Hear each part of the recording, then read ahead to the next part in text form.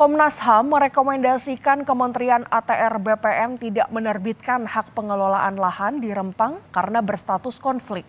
Komnas HAM juga tetap akan mengusut temuan di lokasi bentrokan antara warga dan aparat.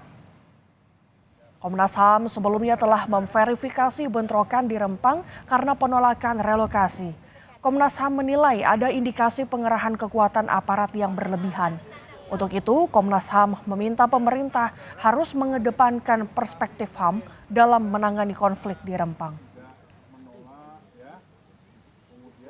Merekomendasikan Menteri ATR BPN untuk tidak menerbitkan hak pengelolaan lahan atau HPL di lokasi Pulau Rempang mengingat lokasi tersebut belum clear and clean.